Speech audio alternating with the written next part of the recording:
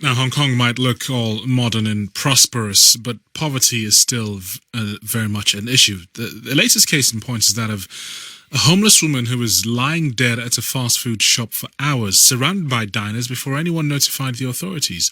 Tom Grundy is editor-in-chief of the Hong Kong Free Press, and he's on the line now. Tell us a bit more about this incident, Tom.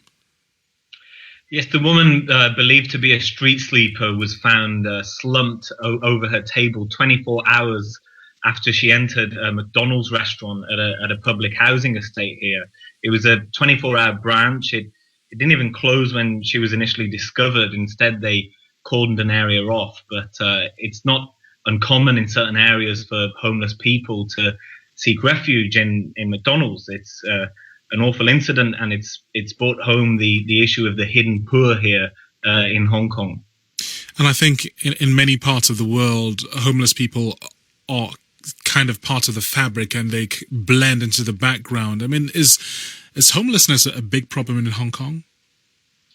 Well, Hong Kong's a city of 7 million, and a recent study put the number of homeless at around 1,500. But the real problem really is inequality and the working poor, and these issues are often hidden from view. Hong Kong has the widest rich-poor gap in the developed world. There's over 1 million below the poverty line, but as you say, with all the neon and luxury shops, it looks very wealthy when you visit. But poor people tend to live on rooftop slums, so-called subdivided cage homes, which are like shoeboxes. So they're sort of well out of sight. We've looked at the protests in Hong Kong and them trying to get a bit more autonomy, politically speaking. Are things like inequality a big issue for the executives there, for the chief executive? Yeah, funnily enough, there's probably a failure by liberal politicians to really tackle the issue and maybe link it to the lack of democracy, which has always been debated here. I mean, it's massively wealthy, Hong Kong. It has a $8 billion surplus, but despite promises from the current government to tackle poverty, there's very little in the way of social safety net in the city, and the poverty gap just continues to widen.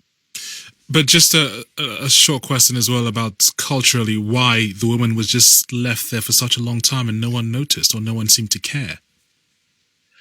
Well, I suppose you have a case of bystander effect, stories we hear more about in mainland China, where there's a reluctance to intervene somehow and offer help. Some people fear causing trouble if they do. I think it happens in many built-up cities around the world, but it's less common here than in the mainland, certainly. Okay, thank you very much, Tom Grundy, editor of the Hong Kong Free Press.